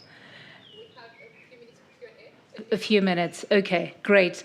On that note, question ends with a question mark. Beyond that is a statement. Please If you have a question that the public could benefit hearing, please do indicate by raising your hand. Otherwise, you're welcome to approach the panelists as we enjoy the hors d'oeuvres that we have and the drinks.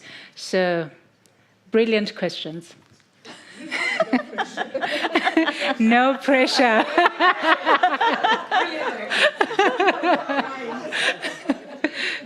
Contributions, reflections.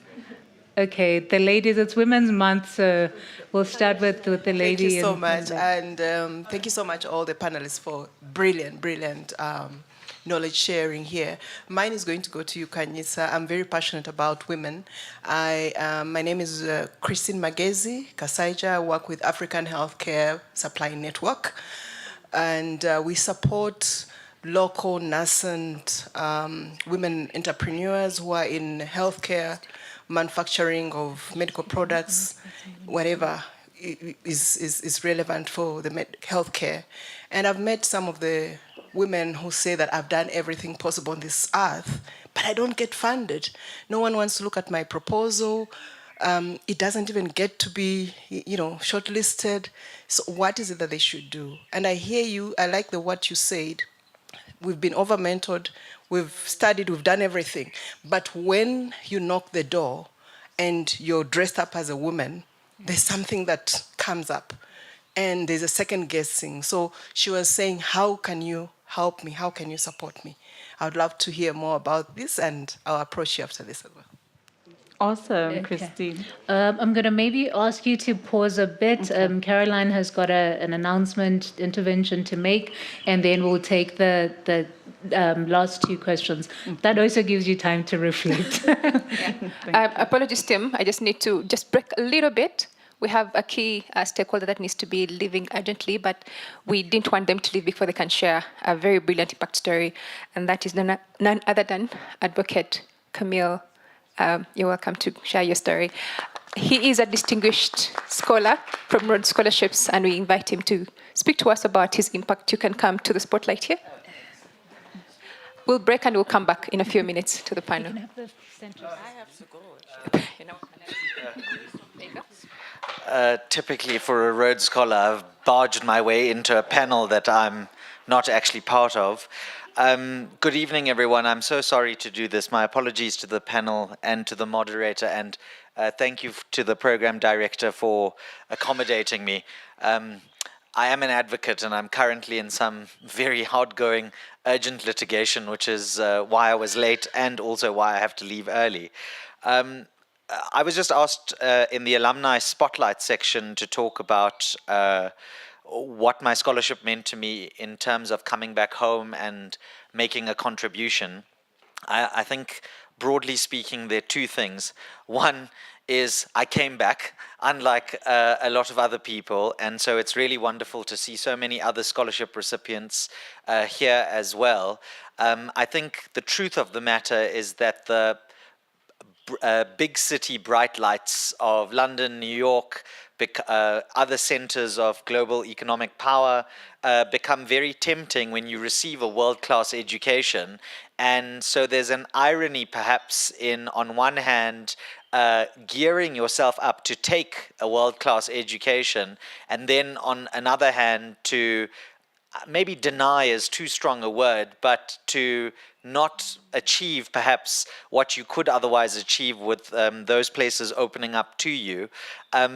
Someone mentioned, it might have been Sebatle, who's left now, that, you know, part of this engagement for me, at least with the Rhodes Scholarship, is that there is a very strong element of leadership to it and about fighting the world's fight.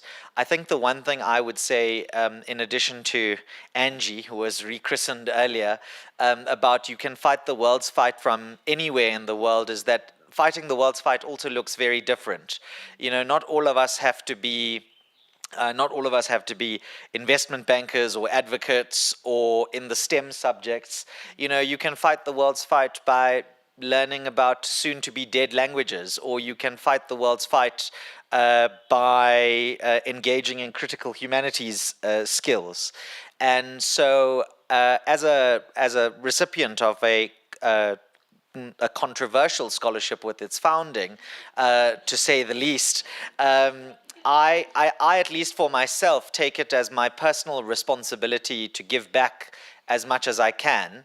And, I just also want to, in my typical fashion, let's just talk about the elephant in the room. We come back and we are, whether we like it or not, enormously privileged. And we're automatically bumped up into the 1%, more or less, of the South African economy because we have the huge advantage of having the kind of education that we have. And in as much as reintegration back into South African society might not be perfect, I take away nothing from speakers who've indicated their own struggles and their own challenges. I think we also have to take that moral responsibility pretty seriously. And the way I do that practically is I'm very involved not only in the Rhodes Scholarship, in fundraising and trying to grow our endowment. I'm also very involved in selection and trying to help new scholars and coaching, or new applicants, coaching them potentially to become scholars. And in my legal profession, again, this speaks to the privilege of my scholarship. I could have been utterly useless for as far as other lawyers are concerned, but the moment they hear Rhodes Scholar and they hear Oxford, suddenly they look at me very differently, and it means that I've been able to capitalize on the advantages that signal sends out into the market. And I'm very grateful for that, obviously, but the way in which I give back is I mentor young lawyers, I mentor applicants who want to come to the bar. If anybody here is interested, you can find me online, and I will more than happily encourage you to join the bar. And I also use my positional power, relative positional power, not that I'm probably as skilled as some of the panelists to engage in Marxist discourse or dialectics or anything of that kind, but use my positional power to try and create opportunity for others. And so obviously I'm very grateful for the opportunity to have spoken, and I'm very grateful to have put the spotlight not on myself so much as the scholarship. And the one thing that I would say is that there's a lot of talent and potential in the room. And it's a double-edged sword, because on one hand, as other people have mentioned, the danger is you come back and you're judged in a particular way because you think you're better than. And I'm not saying you are better than, but certainly your exposure and your experience might in some ways actually make you better than. And it's hopefully going to, as we build a critical mass, hopefully we can apply ourselves and create space and take up space where we can to make a better impact. So thank you very much. I'm very grateful for the indulgence to jump up on the program. And I wish everybody well, and stay warm. It's getting quite cold. Cheers. Thank you so much. Thank you. Thank you, everybody. Thank you, Camille. Let's pass this to Karabo because she doesn't have a microphone. Do you want me to move? Okay. Let's do this. Thank you. So we're back to the brilliant questions. There was one for you around where we're tired of the mentoring and the programs that we have. How do we actually get the capital? But let's take two more questions, and then those are the only questions that we will take, and then let those that have Friday plans go and do that. So I think there were, yes. Hi, go ahead. I'm Vuyiswa Nzimande Mulwantwa. I'm a evening scholar of 10 plus years ago. Yeah, so I'm an elderly. The question that I have is actually not related to my day job. So I am a SME investor. I own my own investment holdco business. I also sit on the board of SETFA. So myself, yeah, you and I will talk after this.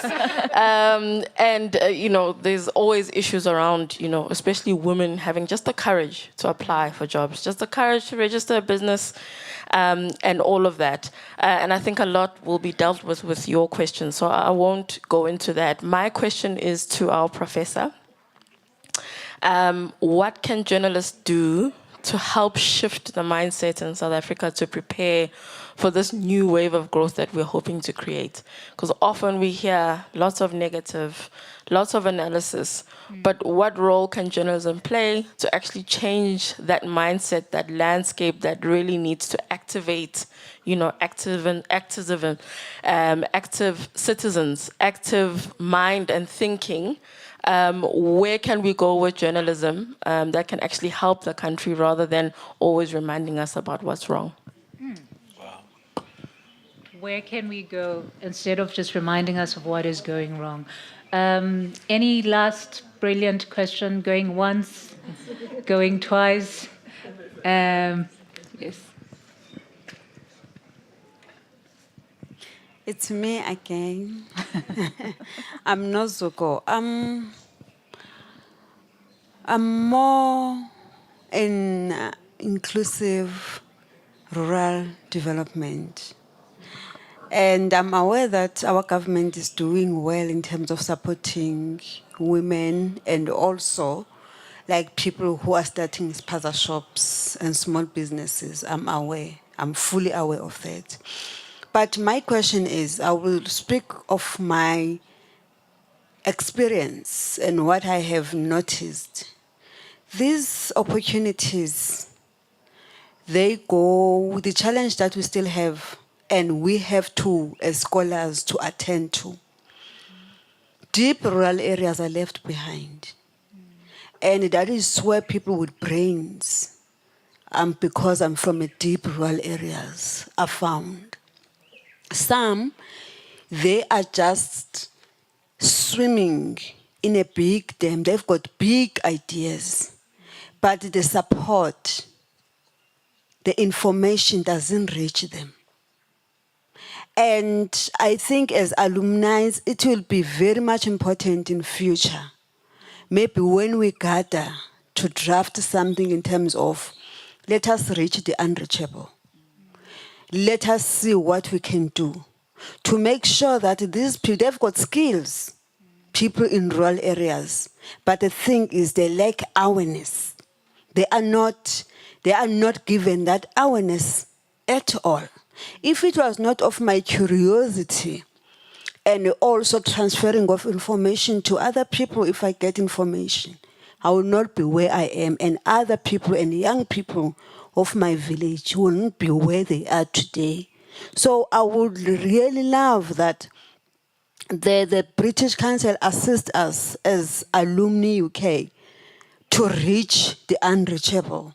And these resources that people need and assistance, I think Karapo can assist us in terms of saying, I know certain departments, they can go, because I believe that we can work together with government. As we come from the UK, we have seen how UK is working, UK government is working, and we can actually adopt some of the things that we think politically can benefit our country. So Karapo, it's on you, my sister, and I will have your number, because we have to work hard. We can't go abroad. Like a student from China, they go to UK. When they go to China, they go back and implement some things, businesses, economy, boost their economy. Unlike us, we come here and look for jobs. We need to have a different mindset. Thank you. Sure. Yeah. Thank you. So we'll take the responses in the order in which the questions were asked. Very briefly, Kanyisa, in response to the lady who asked around capital, Prof, question around how do we shift journalism, and then Karabo, do something for the sister. Thank you, Cynthia. Christine, you ask a very important question, because as I said in my speech that, we say there is funding, and then we say there are women, but the two don't seem to be talking to each other. And in the world of networking, right, because women do it differently to men, right? And you will have all your check boxes ticked, you will submit that form, and still somehow you will be overlooked. And it's really in the relationships, I think, and is it Angie now? or Angel. Angie spoke about women need to, challenge themselves to build relationships that are problem solving. What do I mean by that? Helen Nicholson in her book says she was stuck in Africa, in an African country, with friends after, varsity holiday. She's stuck there, she loses her bag, which has her passport and everything. And then she gets one opportunity to make a call back to South Africa. She knows immediately that she can't call her parents. They don't even have a passport. They won't help her. They don't even know anyone who will help her. But she had a friend whose dad used to do international trade amongst different countries. She didn't know which countries, but she called him. And he was able to get her that $50 that she needed at the time to be able to travel to a space where they could actually get her and her friends back home.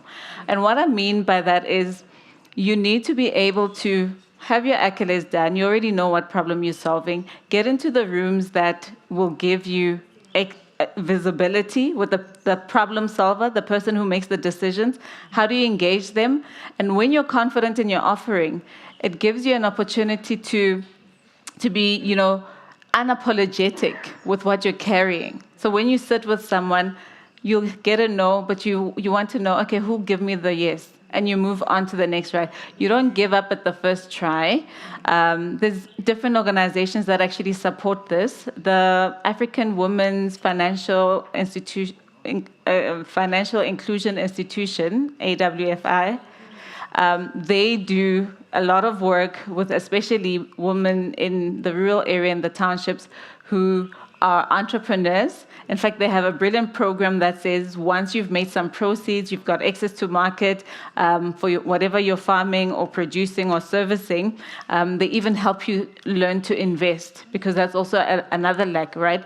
When you're starting a business, you kind of put all your eggs in one basket. You want this thing to work, and you don't invest for a rainy day. So that's also one of the projects that they do.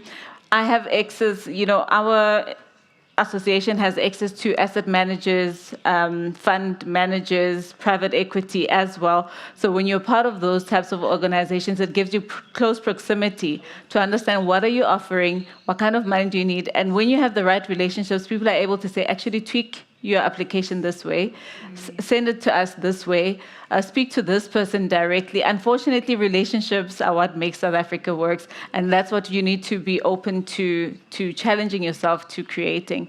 Yeah. Okay, thank you. Maybe we suggest a bilateral after this over drinks. Prof, there was a question around how do we turn around journalism to make it work?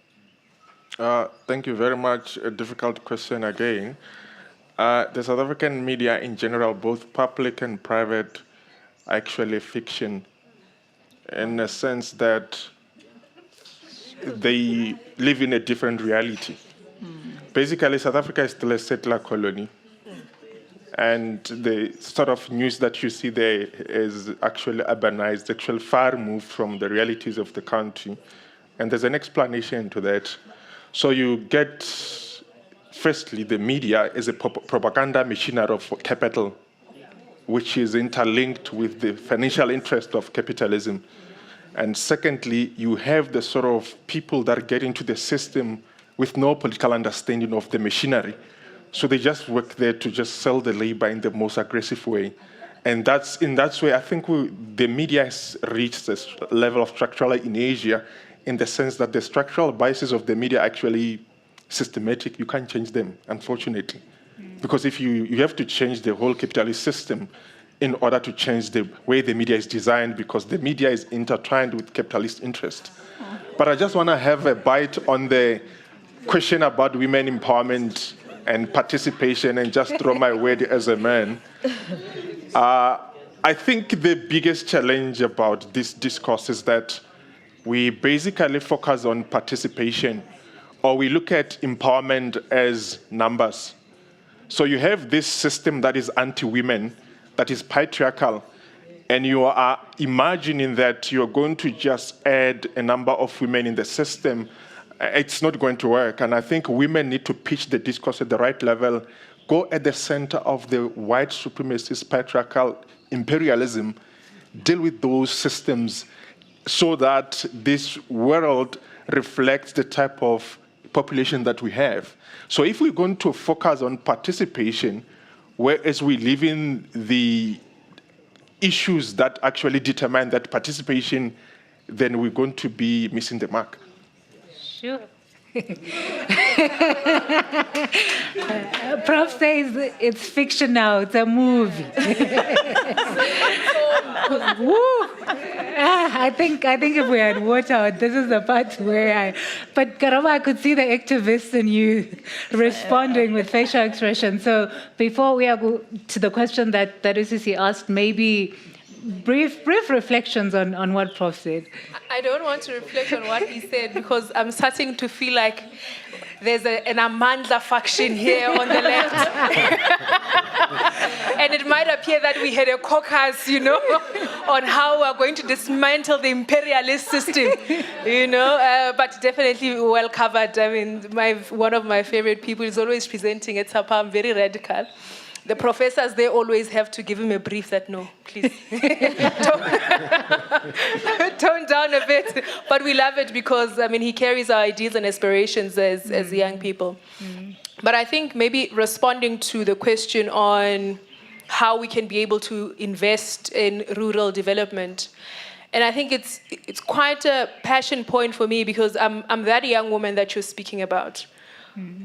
Born and bred in a rural village in Zanin, Ramujaj, never had access to, the city lights and all of the glitz and glam, studied in a rural community, woke up, walked to school, didn't have scholar transport where you could jump into a combi and, we had to walk long distances. When you come back, you have to tend to the goats and the cows.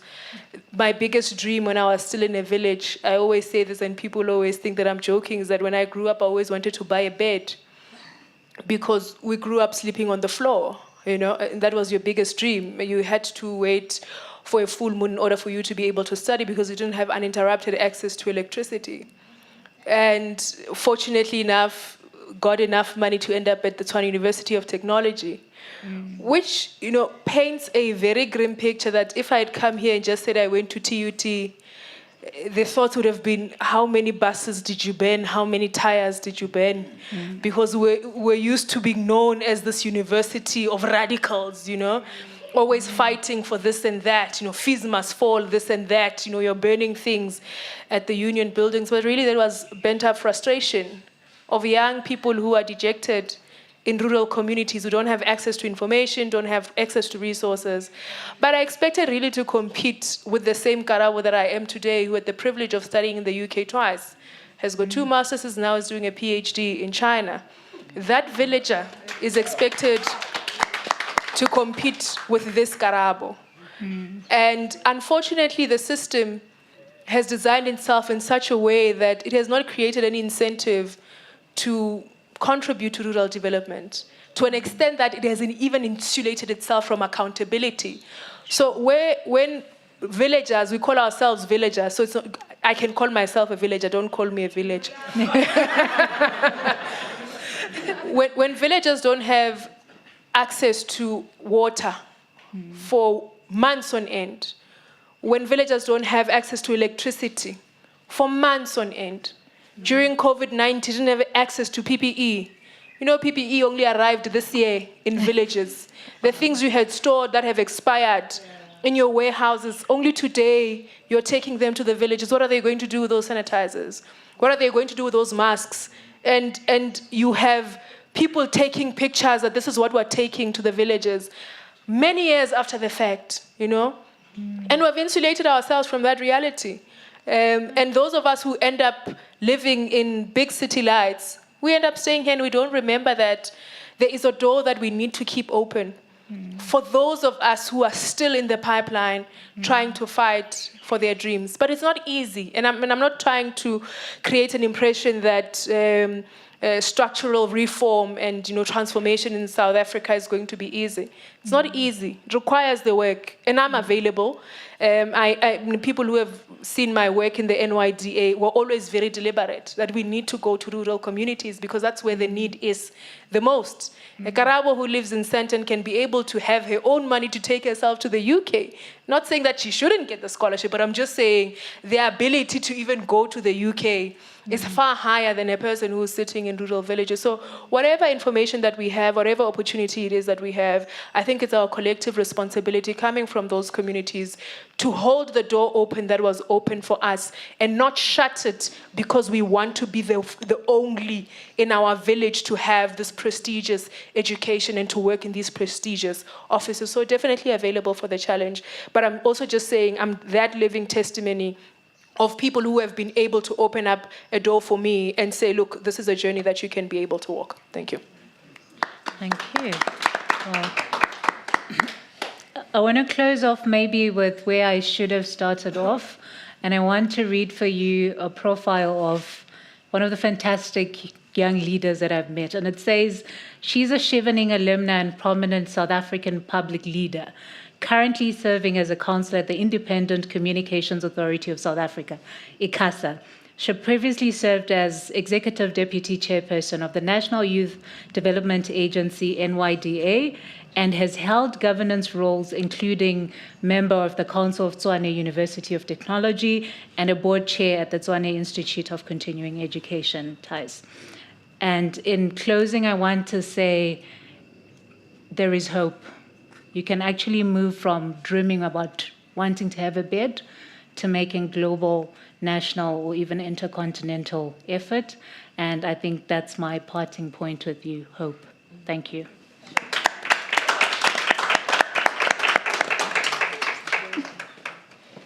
This chair's what? Thank you. Thank you.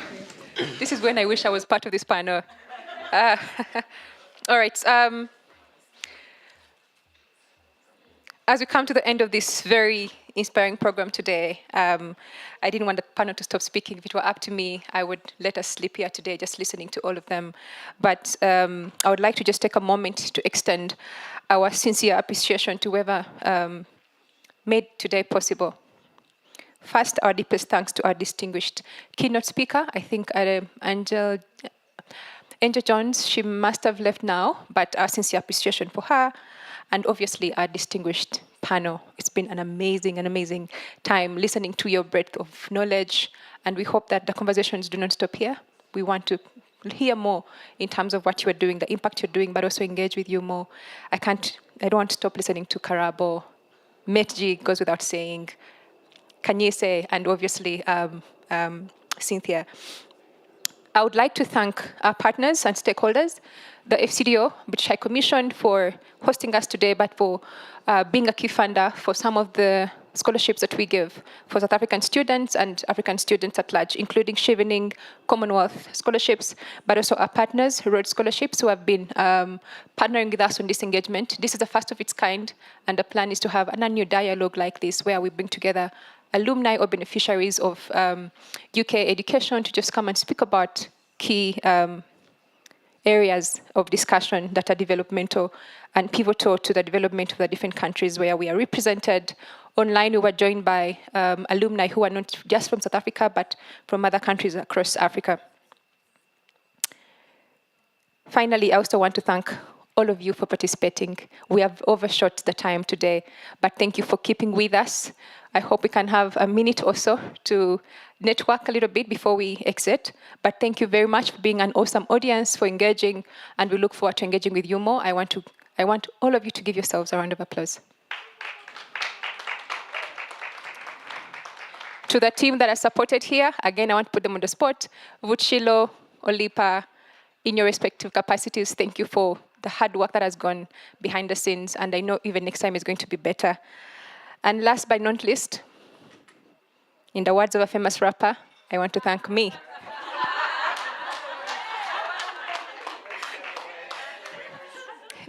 For maneuvering all the names, even if I don't understand them. I'm from Uganda, and it's a little bit hard to pronounce some of the names here, but I've tried, and next time I'll be so much better.